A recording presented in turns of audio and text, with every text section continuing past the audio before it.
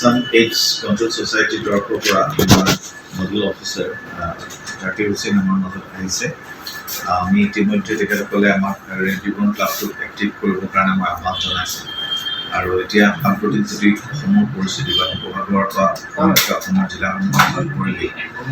এইডছৰ ভয়াৱহ সূত্ৰৰ বিষয়ে আমি সকলোৱে গম পাইছোঁ আৰু বিশেষকৈ শেহতীয়াকৈ ইনজেক্টেবল ড্ৰাগছৰ কাৰণে খুব সাংঘাতিক দ্ৰুত হাৰত ই বৃদ্ধি পাইছে, যিটো নৱপ্ৰজন্মৰ কাৰণে এইটো এটা সাংঘাতিক প্ৰত্যাহ্বান। আৰু ইয়াক যদি নেওচিব নোৱাৰোঁ, অসমত যিটো আমাৰ মানৱ সম্পদ, সেই মানৱ সম্পদৰ অপচয় হোৱাৰ লগতে ভৱিষ্যতৰ দিনৰ কাৰণে আমি এক ভয়াৱহ সংকটৰ দিশে ধাৱমান হ'ম। গতিকে এই কথাবোৰ উপলব্ধি কৰি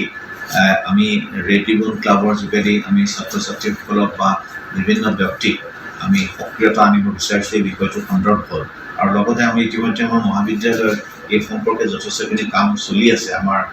বিভিন্ন আমাৰ অনুষ্ঠান আছে, যিবিলাক অনুষ্ঠানৰ যোগেদি আমি ছাত্ৰ ছাত্ৰীক সময়ে সময়ে এইডছৰ ভয়াৱহতাৰ সম্পৰ্কে আমি সজাগ কৰি আহিছোঁ আৰু ড্ৰাগছৰ বিৰুদ্ধে আমি এক অভিযান আমাৰ মহাবিদ্যালয়ৰ তৰফৰ পৰা চলাই আহিছোঁ। আৰু সেই মৰ্মে ইতিমধ্যে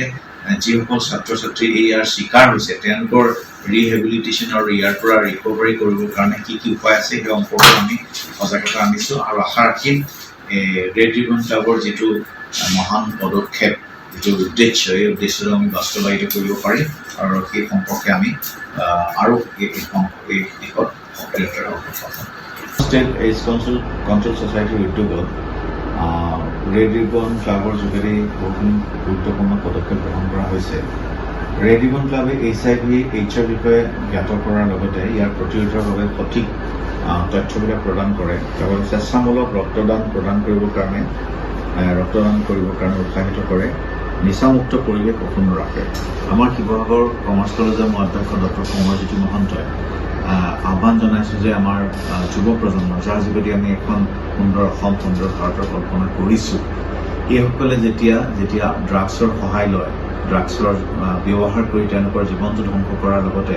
মানৱ সম্পদৰ এটা ভয়ংকৰ ক্ষতি কৰে, এই কামখিনি যাতে বন্ধ হওক আৰু সেই উদ্দেশ্য আমি তাক ৰোধ কৰাৰ উদ্দেশ্যে আমি ইতিমধ্যে আমাৰ মহাবিদ্যালয়ৰ তৰফৰ পৰা বহুখিনি পদক্ষেপ গ্ৰহণ কৰিছিলোঁ আৰু আমি যথেষ্ট সজাগতা কাৰ্যসূচী লৈছিলোঁ আৰু ছাত্ৰ ছাত্ৰীক আমি অৱগত কৰিব বিচাৰিছোঁ যে এই যে ইমান দ্ৰুত হাৰত এই যে ড্ৰাগছৰ ব্যৱহাৰটো বৃদ্ধি পাইছে, ই আমাক কেৱল শাৰীৰিক ক্ষতিয়ে নহয়, ই গোটেই আমাৰ সমাজ জীৱনৰ কাৰণে এটা ভয়ংকৰ অভিশাপ স্বৰূপ এটা পদক্ষেপ ৰূপে পৰিগণিত হৈছে ছাত্ৰ সমাজৰ, বিশেষকৈ যুৱ প্ৰজন্মৰ মাজত দেখিছোঁ, যুৱক যুৱতীসকলৰ মাজত। আৰু এতিয়া আমাৰ মূল কথা হ'ল ৰেড ৰিবন ক্লাবে এটা সুন্দৰ পদক্ষেপ গ্ৰহণ কৰিছে আছাম ষ্টেট এইডছ কণ্ট্ৰোল ছ'চাইটিৰ যোগেদি। আমি আশা ৰাখিম যে ৰেড ৰিবন ক্লাব আমাৰ মহাবিদ্যালয়টো সক্ৰিয় ৰূপত আমি গঢ়ি তুলিছোঁ আৰু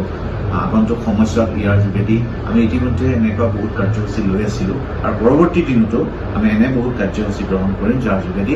এক সৰ্বাত্মক ৰূপত ছাত্ৰ সমাজৰ মাজত, যুৱ প্ৰজন্মৰ মাজত এই সম্পৰ্কে এটা সজাগতা সৃষ্টি হয় আৰু যাতে আমি নতুন প্ৰজন্মক ভাল ৰূপে সুনাগৰিক ৰূপে গঢ়ি তুলিব পাৰোঁ।